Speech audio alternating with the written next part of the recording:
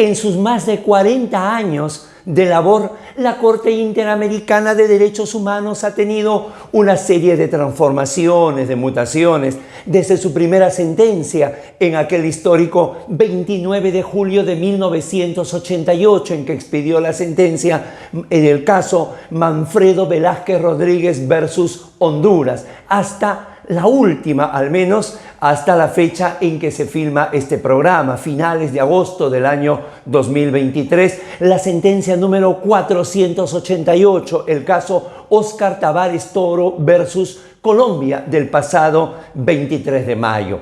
Fundamentalmente se está desarrollando un fenómeno que ya hemos tratado antes en el canal bajo el nombre del constitucionalismo. Esto es, un sincretismo entre el convencionalismo y el constitucionalismo. Un fenómeno en el cual se está produciendo la convencionalización del derecho constitucional y la constitucionalización del derecho supranacional. Tanto es así que cada vez la labor de la Corte Interamericana de Derechos Humanos se asemeja a la labor de un tribunal constitucional. Y entonces es que imperioso poder establecer cuáles vienen a ser aquellas pautas jurisprudenciales que justamente son obligatorias para todos los estados y que la Corte ha establecido como circunstancias límites que deben respetar cada uno de los estados parte. De ello hablaremos unos minutos. Soy Guido Aguila Grados, docente de GACAL, y quiero presentarles una nueva entrega de Tribuna Constitucional. Estándares jurisprudenciales de la Corte Interamericana de Derechos Humanos. Sean todos bienvenidos.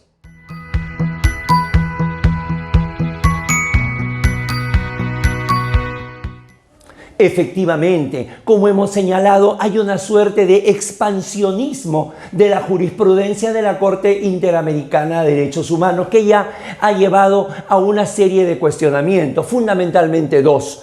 El primero de ellos, ¿cuáles son los límites competenciales de la Corte? Hay muchos países que señalan, sí, nosotros firmamos y nos comprometimos con la Convención Americana de Derechos Humanos, pero nada que ver con lo que ahora se conoce bajo el nombre de control de convencionalidad. Y en segundo lugar, ¿cuál es la legitimidad democrática que tendrían estos fallos para justamente ser erga omnes? Precisamente, esta jurisprudencia de la Corte Interamericana de Derechos Humanos no solamente se da a través de su labor contenciosa, es decir, no solo son vinculantes, insisto, hasta el día de hoy, las 488 sentencias, sino también su labor consultiva, es decir, las 29 opiniones consultivas que también ha expedido hasta finales de agosto del año 2023. Y es que esa jurisprudencia vinculante es la que de alguna manera genera muecas en algunos países, porque señalan, claro,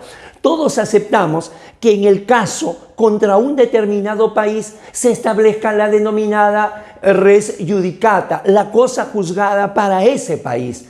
Lo que no logra convencer es la res interpretata, es decir, la doctrina jurisprudencial que también va a desarrollar en la sentencia, pero que no es solamente para el Estado parte, sino que alcanza a todos.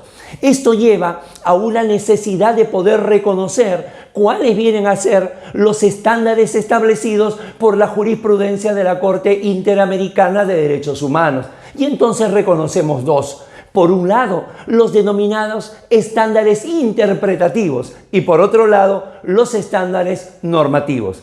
Vamos con los primeros.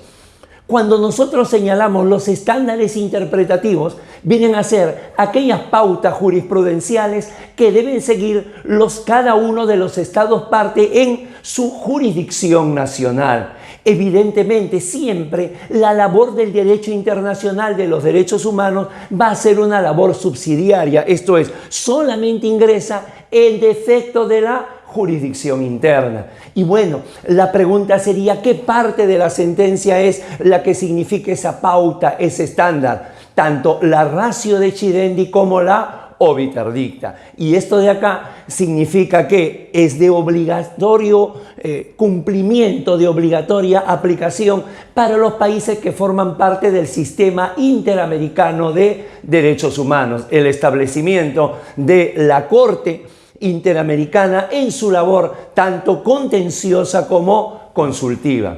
Y por último, los estándares normativos. Estos estándares normativos constituyen verdaderos cánones de validez de todas las normas nacionales, incluida la propia Constitución. Aquí también recordemos que estamos hablando siempre de una labor subsidiaria, es decir, tiene que agotarse esa suerte de vía previa que viene a ser la vía interna en cada uno de los países, pero que finalmente la Corte es la que va a decidir el conocimiento en la aplicación del principio competens competens.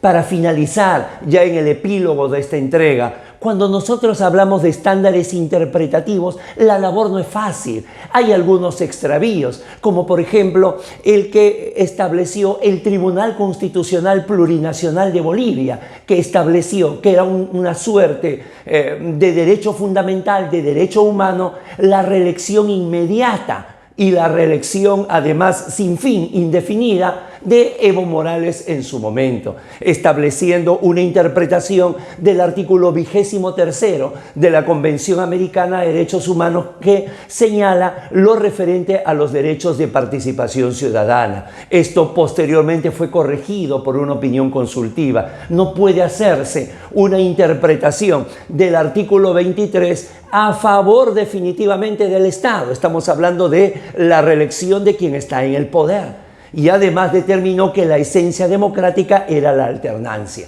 De tal forma que estos estándares interpretativos, insisto, tienen determinada complejidad. Casi la misma complejidad que también presentan los denominados estándares normativos, ¿no? A pesar de que los países, los estados partes están comprometidos, muchas veces han tenido extravíos conceptuales dentro de su normatividad. En el caso Barrios Altos versus el Perú, la Corte determinó la inconvencionalidad de las leyes de amnistía.